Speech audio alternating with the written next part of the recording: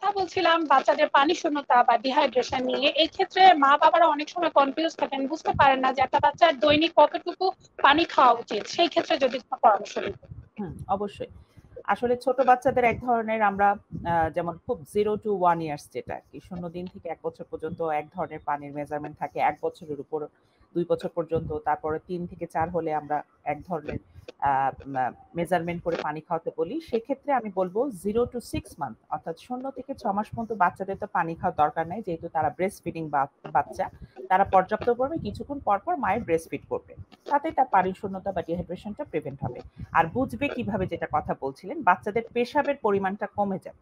অর্থাৎ আগে দৈনিক সে ৭-৮ বার পেশাব করত। এখন দেখা যাবে ২ বার ৩ বার করছে। এতে ভয় পাওয়ার কিছু নাই। এটা ওই অতিরিক্ত গরমের কারণে আমাদের ক্লাইমেক্স এর কারণেই এই ধরনের প্রবলেমটা হচ্ছে। আপনি বেশি, বেশি করে ঘন, ঘন দুধ খাওয়াবেন।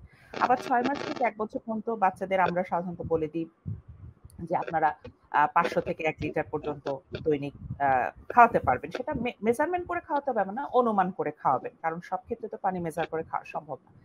এই ৬ থেকে ১ বছরের বাচ্চারা ব্রেস্ট ফিডও করে, আবার লিকুইড পানি গুলোকেও আমরা খেতে বলি। সেই হিসাবে মিলিয়ে সে খাবে।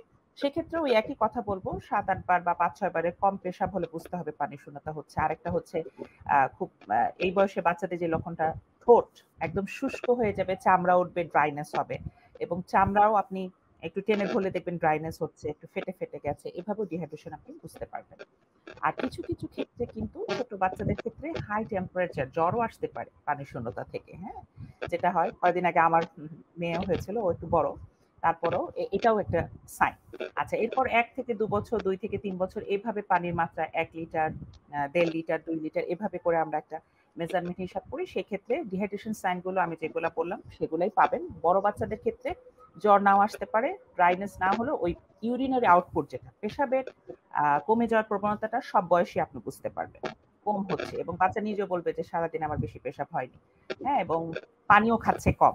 এগুলোও কিন্তু একটা পানির শূন্যতার লক্ষণ। আর টেম্পারেচার যেকোনো বয়সেই আসতে পারে। ১০০ হতে পারে, ১০১, ১০২ ও হতে পারে। সেক্ষেত্রে বেশি, বেশি ঘন, ঘন পানি, তরল জাতীয় খাবার খেতে বলব। যে জিনিসগুলো আগেও বলছিলাম। এভাবেই কিন্তু আমরা পানি শূন্যতাটা রোধ করতে পারি। আর ঘরে থাকতে হবে। আমি বাইরে যদি বেশি ওয়ার্কিং প্লেস এ যাই, সেক্ষেত্রে কিন্তু ডিহাইড্রেশন আরো বেশি চান্স থাকে। বাচ্চাদের ক্ষেত্রে আমি বলব এই ক্ষেত্রেই বেশি তাপদাহ থাকলে স্কুল কলেজ বন্ধ থাকলে ঘরেই থাকবে। বেশি, বেশি পানি লিকুইড জিনিসগুলো খাবে তাহলে তাদের এটা পানি শূন্যতাটা প্রিভেন্ট করা যাবে। বাইরে গেলে কিন্তু বেশি পরিমাণে ডিহাইড্রেশন হবে। সূর্যের তাপমাত্রা, ওয়েদার আ ইয়েটার জন্য কিন্তু পানি শূন্যতা বেড়ে যেতে পারে।